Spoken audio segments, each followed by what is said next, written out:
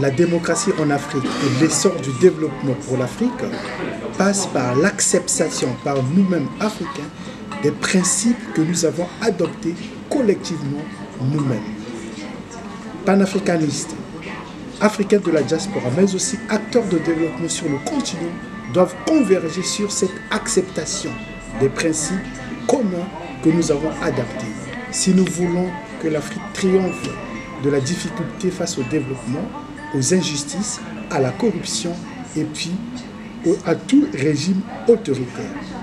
L'illustration du Sénégal est un exemple à plus d'un titre. Nous devons le célébrer et nous devons la saluer. Le Conseil constitutionnel du Sénégal a porté plus haut le rôle important du juge sur deux points. 1. Le respect des institutions et la sauvegarde des institutions pour la cohésion et la stabilité. 2. La défense des libertés. Le juge, c'est le gardien des libertés fondamentales.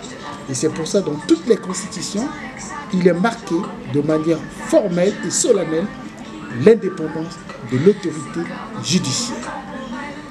Le Conseil constitutionnel du Sénégal a été saisi par 15 candidats à l'élection présidentielle.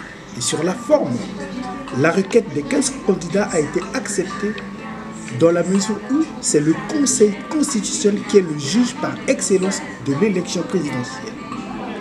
Et sur le fond, le Conseil constitutionnel du Sénégal a accepté la requête formulée par les 15 candidats, parmi lesquels le candidat Bassirou Diomaye Faye, élu plus tard président du Sénégal, sur deux griefs.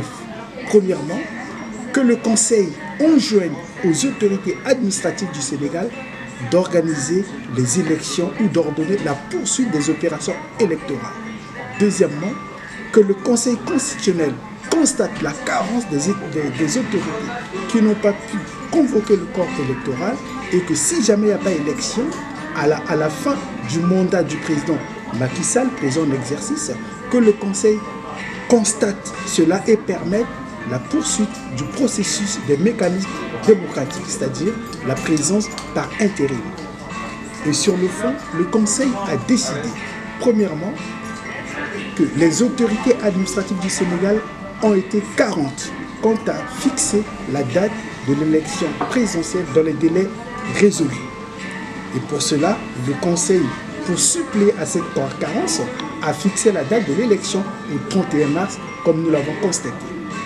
La décision du Conseil constitutionnel, ça s'impose à tous, car c'est l'organe suprême en matière de la sauvegarde et la préservation des institutions. Voté par les Africains eux-mêmes, adopté par les Africains eux-mêmes et enfin accepté par les Africains eux-mêmes. C'est ce que nous voulons et c'est ce que nous souhaitons. Les écrits que nous portons dans les livres, dans les lois, nous devons les intérioriser si nous voulons accéder à la modernité, au progrès et à la transformation de notre pays. Enfin, le Conseil constitutionnel, motivant sa décision, a clairement indiqué que rien ne justifie le contournement des mécanismes classiques de la démocratie.